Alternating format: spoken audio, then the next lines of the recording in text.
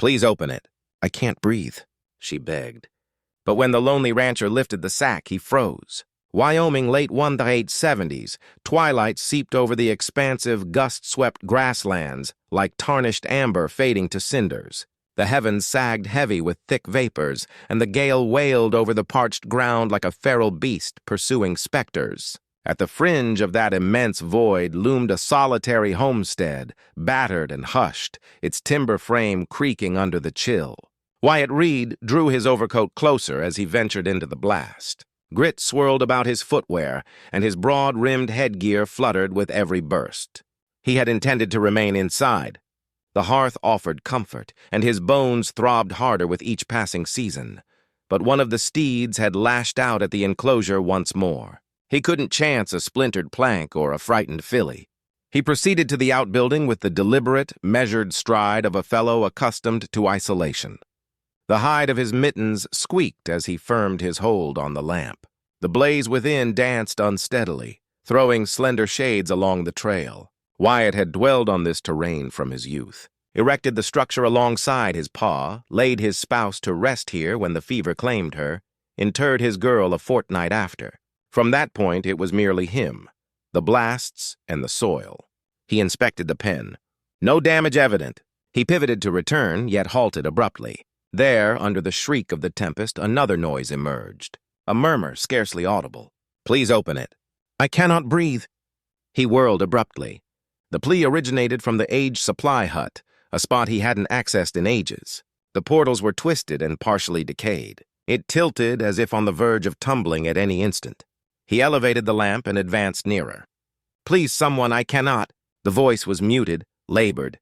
The wind tried to swallow it again, but he had heard enough. Wyatt dropped his hand to the revolver at his hip, then pushed open the crooked shed door. That smell hit him first. Dust, sweat, something sharp and metallic, the kind of smell you remember from blood and fear. He raised the lantern.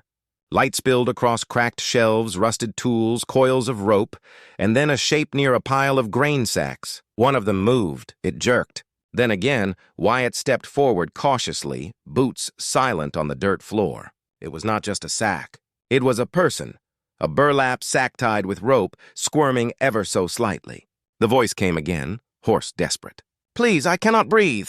He set the lantern down and dropped to one knee. His fingers worked to untie the knots. Whoever had done this meant to keep her hidden. The sack peeled open, the smell growing stronger. A face, a woman's young, barely 20 maybe. Her skin mottled with bruises, lips cracked, a filthy cloth tied over her mouth, her head still covered.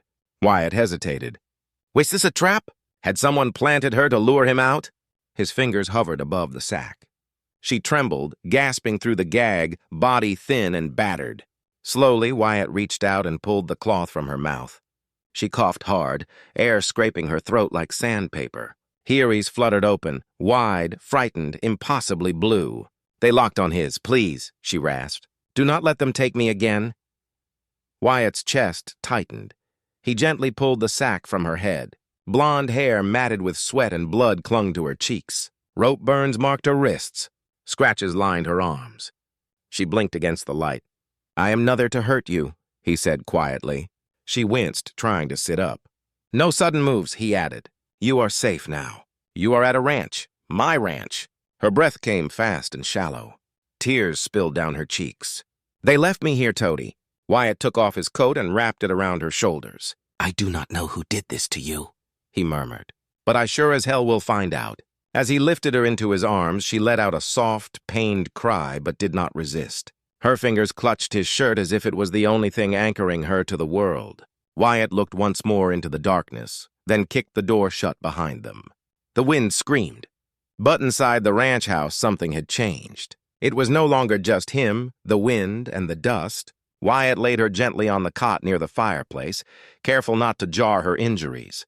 The cabin smelled of pine smoke and old leather, warm and worn. He moved quickly, clean cloth, basin of water, what little whiskey remained. Lydia shivered, curled in on herself, eyes wide but unfocused. Dirt streaked her cheeks, her wrists raw, lips cracked. You need to stay awake, he said softly. At least until I stop the bleeding. She blinked, barely nodding. He cleaned her wounds with quiet precision. The whiskey made her gasp, but she didn't pull away, just clenched her teeth and endured. Wyatt worked in silence. His hands moved on instinct, hands that had buried too many, saved too few. When he finished, he pulled an old quilt from the cedar chest and laid it over her. Then he went to the stove, filled a kettle. Minutes later, he returned with a warm cloth. He pressed it gently to her face. She flinched. Hepoled back. "You're safe here. Understand?" Her eyes flicked up to his, then away. "My name is Wyatt Reed. This is my land. No one will touch you under this roof." She whispered something barely a breath. "What was that?" "Lydia Sawyer." He nodded. "All right, Miss Sawyer. Try not to move." She exhaled shakily. "I was with a wagon train, Oregon." Wyatt offered her a tin cup of water. She drank, hands trembling. "They came at night," she said. 3 men, maybe 4 masks, took me while the others slept." He leaned closer. "They said they'd sell me. Fort Rock, a saloon there, buys girls. Said I'd fetch good money 'cause I was still clean." Her face crumpled. "Shame, not tears." Wyatt stared into the fire. His jaw clenched. "We leave you here?" he asked. "They got spooked," she murmured. "Thought someone was following. One hit me when I cried too loud. Next thing I knew, I was in that sack, choking." Wyatt didn't speak. "I'm not lying," she said hoarsely. He met her gaze, bruised, bloodshot, but clear. "I know," he said finally. She relaxed, just barely. "You'll stay here tonight," he said. "After that, we'll see." She nodded, eyes drooping. Wyatt turned to go, then stopped at the closet. He pulled out 2 things. A worn wool coat, dark green with faded buttons, his wife's, and a small ceramic jug wrapped in cloth. Back at the cot, he gently lifted the covers and tucked the jug at her feet. "Just warm water," he said, "keeps the cold out." Then he laid the coat across her shoulders. Lavender and cedar still clung faintly to the fabric. His fingers brushed the collar. He paused. Lydia, half asleep, opened her eyes just enough to see his face shift. Not just quiet and stern, but sad, hollowed, as if that coat had pulled something deep from him. He held it a moment too long, then let go. Wyatt pulled a chair close to the cot and sat, elbows on knees. "You don't have to stay," she whispered. "Yes," he said quietly. "I do." He didn't sleep through the long hours. He watched the fire flicker, listened to her breath steady. He adjusted the kettle when it hissed too loud, smoothed the blanket when she stirred. At one point, she murmured something in her sleep. A name, maybe, or a prayer. Wyatt didn't ask. He just sat there, hat in his lap, hands folded over the brim. By dawn, the wind had eased. Pale light crept across the floorboards. Lydia slept deeply now, hands curled in the sleeves of a coat meant for someone else. And Wyatt Reed, who had buried more than most men could bear, sat silent in that wooden chair, daring the past to try again. The morning sun broke over the Wyoming hills, casting a golden haze across the dry pasture. Wyatt Reed stood on the porch, coffee in hand, his eyes scanning the land. Everything looked the same at first. Quiet, still, too still. Then he saw it. Fresh hoof prints, deep ones, not from his horses. These were too large, too recent. They led around the side of the barn where the ground was churned with more than hooves. Boot prints wide, heavy. He moved slowly, following them past the feed troughs. His breath caught as he rounded the edge of the paddock. There in the dirt lay a dead dog, a mangy stray that had been hanging around for weeks, sniffing after scraps. Its body was limp, twisted, a clean bullet hole between the eyes. Wyatt knelt beside it, jaw tightening. Whoever had come through last night didn't just pass through. They sent a message. He stood, eyes narrowing, followed the tracks around the property line near the cottonwood trees. Something caught his eye. On the trunk of the largest tree, burned black into the bark, was a crude symbol, a letter. Wyatt's blood ran cold. He'd seen that symbol before years back on bounty posters and whispers in town. It marked the Redmouth Riders, a gang known for trafficking women across the territories. Ruthless, organized, rarely caught. They'd branded what they wanted, they were claiming. Lydia Wyatt turned and walked fast, boots kicking up dust. Inside the cabin, Lydia sat on the cot wrapped in the green coat. Her eyes were clearer this morning, though dark circles still marked her face. He entered without a word and grabbed a lantern. "Put your shoes on," he said. She blinked. "What?" "We don't have time," she obeyed, struggling to her feet. "What is it?" "They were here last night around the barn. Left me a message." Fear sparked in her eyes. "They know." He didn't answer, just handed her a shawl and motioned for her to follow. They crossed the yard in silence. Lydia limped slightly but kept up. Wyatt led her behind the main house toward the old haste. Dust choked the air as he pulled the doors open. Inside, it smelled of dry timber and oil. At the back, behind a stack of crates, was a trapdoor. He knelt, pried it open, and revealed a narrow staircase leading underground. "What is this?" she whispered. "Storm cellar," he said. "My family built it when the war came close, kept supplies, hid when things got rough." He lit the lantern and held it out. "You'll stay down here at least until I figure our next move." She hesitated. "I've been locked away enough." Wyatt looked at her, his voice low. "This isn't a prison. It's a shield. You said they'd come for you." She swallowed hard, then nodded. She climbed down slowly. The cellar was small but dry, lined with shelves and an old coat in the corner. Wyatt climbed down behind her and set the lantern on a crate. He checked the door again, then stood in silence for a long moment. "I've escaped before," she said quietly. "Twice." He turned to her. "First time I broke a bottle and ran. Got 2 miles before they caught me. They beat me so bad I couldn't walk for days." Her voice cracked. "Second time I hid in a supply wagon, made it all the way to a stagecoach stop before one of them found me again." She looked up, tears brimming in her eyes. "They said next time they'd kill me slow."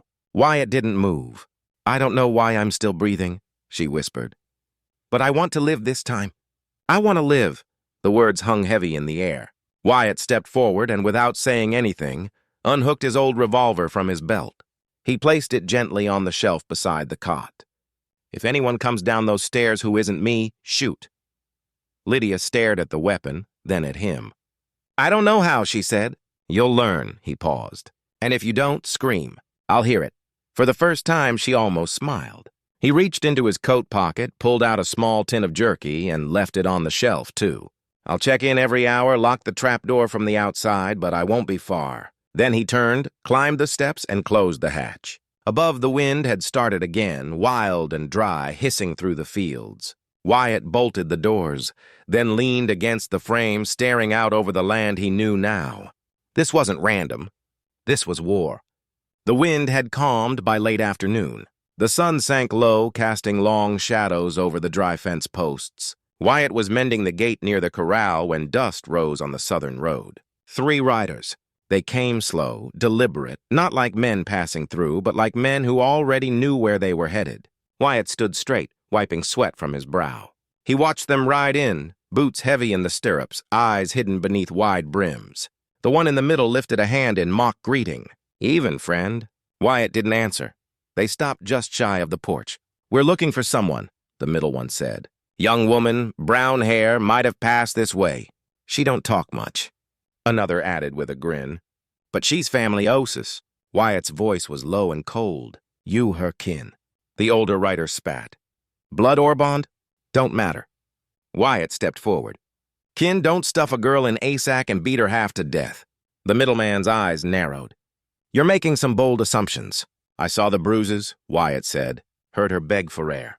If that's family, I'd hate to see your enemies." The youngest rider shifted. His hand brushed his belt. "You best watch yourself," the old one growled. "That girl belongs to us." Wyatt stepped up onto the porch, one hand on the butt of his rifle. "No, he said she doesn't." A moment passed. The middleman nudged his horse forward. The young one tensed. "Then," Metal whispered, "a gun drawn. Last chance, rancher, the boy's napped. Turn her over." Wyatt raised the rifle fast. One shot cracked the silence. Dust exploded near the horse's hooves. The animal reared, nearly throwing its rider. The 3 men jerked back. Wyatt didn't move. "Next one won't miss." The riders backed away slowly. The middle one spat. "You'll regret this. She ain't yours." Wyatt's voice stayed even, not anymore. They wheeled around and rode off in a storm of dust. Wyatt stood still, watching the ridge until their shadows disappeared. Night came early. The wind stirred again. Inside, he gathered scrap metal, tools, screws. Then he headed for the shed. Lydia sat up as he opened the trap door. Her face was pale but alert. "They came, didn't they?" she asked. He nodded. 3 of them claimed to be kin. She gave a quiet, bitter laugh. "They always do. I sent them away." "They'll be back." "I know." He set down a small lock and latch. This will hold better than the bolt. She stared at it. You think they'd come at night? Wyatt didn't answer. Instead, he reached into his coat and pulled out a small blade. He set it beside her cot, then placed a folded note next to it. She frowned. What's that? If I don't come back, he said. Take the knife, head northwest, 6 miles Old Ranger Station. No one uses it, but it's got a well. Supplies. Lydia's hands trembled. Why are you doing this? You don't even know me. Wyatt held her gaze. I know you want to live. He stood, climbed out, and locked the hatch, reinforced the shed door with iron and beams. Each creak of wind raised his pulse, but his hands stayed calm. Inside, Lydia opened the note in Wyatt's rough script. You don't owe anyone your silence. Not anymore. She folded it gently, tucked it under her pillow, then lay down, one hand resting on the knife, not out of fear, but readiness. Above the moon rose sharp and cold, and on the porch Wyatt sat with his rifle across his knees, eyes fixed on the dark. The storm came fast without warning. By twilight, the sky over the plains turned a deep, furious black. Thunder cracked like gunfire across the hills. Wind howled and clawed at the ranch house, rattling every window and boarded. Wyatt was still outside fixing loose planks on the northern fence line. He'd told Lydia to stay hidden, to bolt the trap door and not come out until he returned. But storms had a way of breaking plans. In the cellar, Lydia sat curled under a scratchy blanket, Wyatt's note clutched in one hand. Rain pounded the roof like 1,000 fists. The lantern beside her flickered with a dying flame. Her throat ached with thirst. She hesitated, then made her way up the narrow stairs. The kitchen was dark, cold. Wind rushed down the chimney, shaking pots. She moved quickly to the counter where Wyatt had left a jug and cup. She lifted the cup to her lips, then heard it crash, glass shatter. The window on the east wall burst in, sending shards across the floor. Lydia froze, the cup slipping from her hands. Then footsteps inside the house, heavy, intentional. A shadow moved through the parlor. Lydia backed away, heart pounding. Don't scream, a voice hissed, or I'll break your teeth. She turned to run. The man lunged, grabbing a fistful of her hair. She hit the floor hard, gasping. Dazed, she looked up. Grimy coat, scarred jaw, eyes like stone. Boss says you're worth a lot, he spat. But not if you fight. He raised a boot to strike her. Lydia roared, scrambling for the corner table. Her fingers found the knife Wyatt had given her.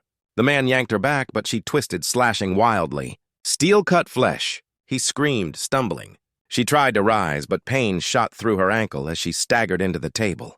He was on her again, swinging. She dodged, slashed again.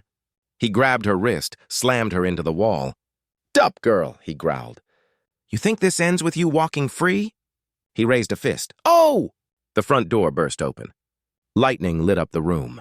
Wyatt stood there, soaked to the bone, rifle raised. Without a word, he fired. The bullets struck the intruder in the shoulder, spinning him into the hearth.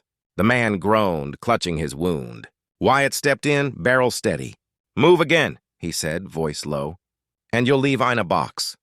The man froze. Wyatt turned to Lydia. Can you walk? She nodded weakly. He helped her up, letting her lean into him. She winced with each step. In the bedroom, he laid her gently on the bed. Her clothes were torn, her lip bleeding, and her ankles swollen. Let me see, he said. He knelt beside her, brushing her hair from her face. You did good, held your own. Her voice trembled. I thought I was going to die. You didn't, he said quietly.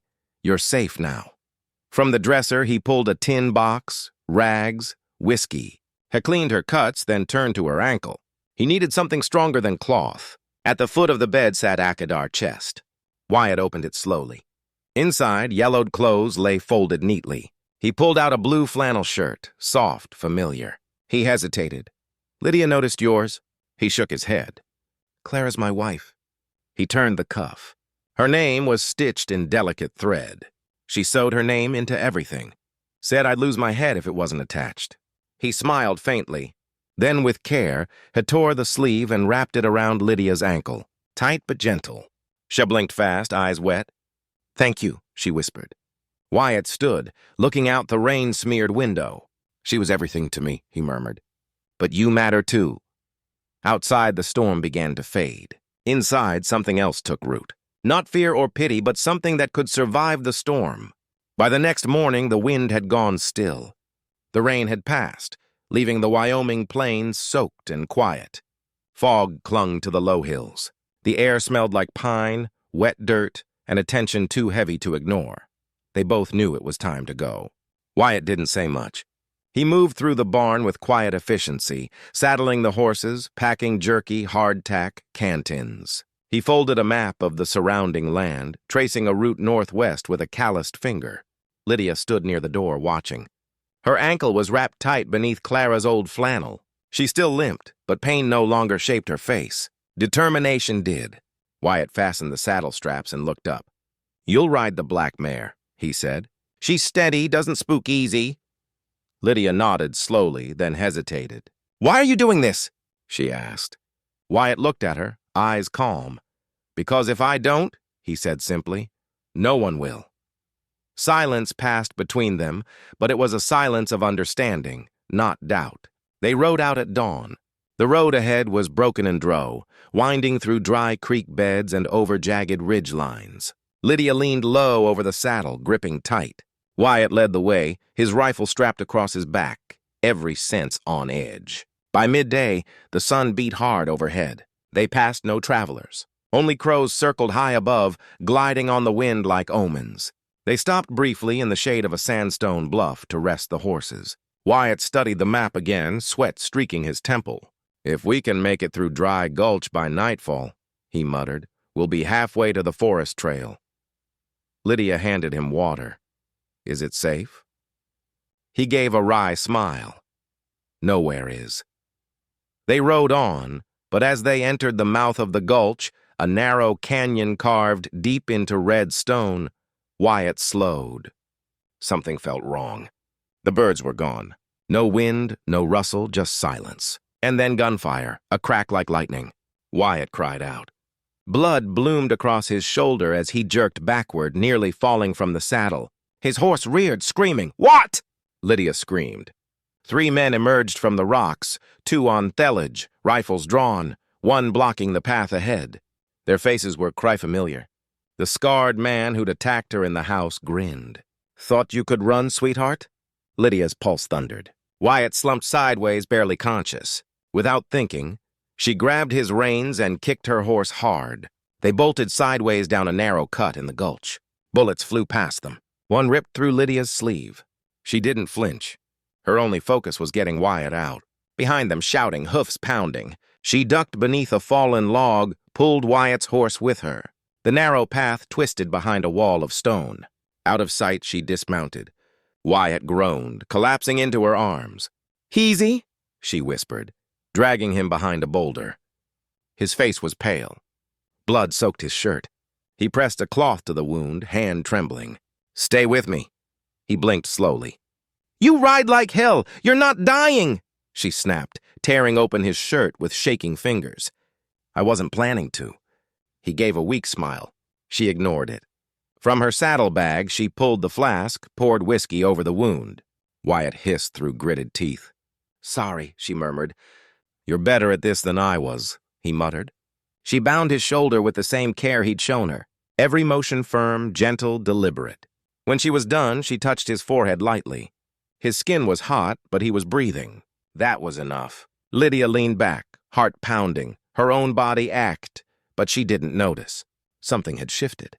Wyatt had once been the one to pull her out of the dark. Now she was the one holding the line.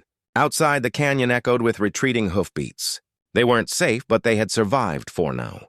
They rode into the outskirts of Sage Hollow by mid-morning. It was a forgotten little town. One main road, a leaning water tower, and a saloon with broken windows patched by newspaper. But for Wyatt Reed, it was the last place that still remembered who he'd once been. He dismounted slowly, shoulders still stiff from the wound. Lydia helped steady him. Her clothes were dusty, her face set with quiet resolve. "We'll find him at the sheriff's office," Wyatt said. Lydia nodded. The building was small, wooden slats, 1 barred window, a star-shaped sign hanging half loose on the door. Inside, it smelled of tobacco and worn leather. Behind the desk sat a man in his late 50s, broad-shouldered gray at the temples, eyes sharp as nails. He looked up. "Well, I'll be damned," he muttered. Wyatt Reed crawling out of the dirt. Wyatt smiled faintly. Still breathing, Cal. Barely. Marshal Calvin grinned. Then he glanced at Lydia, eyebrows lifting. Wyatt's voice dropped low. I need your help. The smile vanished. They sat. Wyatt told him everything. How he found her. The men who came, the scarred one, the ambush. Lydia filled in what she could. Voice steady but cold. Marshal listened without interruption. When they finished, he leaned back in his chair and let out a slow breath. I've heard whispers, he said. Girls taken off stagecoaches, miners vanishing, but nothing stuck. No survivors who'd speak. He looked Lydia in the eye. You're the first and maybe the last. She met his gaze. Not if we stop them. Marshal nodded. I've been waiting to catch those bastards red-handed. Let's give them something to chase. That night, the trap was set. An old freight warehouse on the edge of town, abandoned since the mine shut down. Wyatt and Lydia stood just outside, their horses tied nearby. Inside, hidden behind crates and broken wagons, 6 deputies waited, rifles ready. The plan was simple. Lure them in, trap the door, catch them alive if possible. Lydia wore a dark shawl and stood near the entrance, head bowed. Wyatt leaned on a crutch, rifles slung awkwardly at his side. The wound still burned, but he could fight. He would fight. They waited in silence, tension clinging to the air like frost. Then Huff Beatats, 4 riders. The leery shadows stretched long in the lamplight. Lydia's breath caught. It was them. The scarred man rode in front. The same's near, the same hollow eyes. Well, well, he drawled, dismounting. Didn't expect you to come back here, girl. She didn't, Wyatt said, stepping forward. We brought you, the man blinked. Then, gunfire from the windows, from the rafters, from the crates. Bullets exploded into the night. The gang scattered, firing back wildly. One deputy took a hit in the arm. Another returned fire, downing a man near the water barrels. The scarred man grabbed Lydia, pulling her close. Thought you could run forever? He hissed in her ear. He struggled, elbowed him hard, and ducked low. Wyatt didn't hesitate. He fired once, clean, deliberate. The scarred man staggered back, clutching his side. Another man tried to flee through the loading door. Marshal tackled him head-on, fists flying.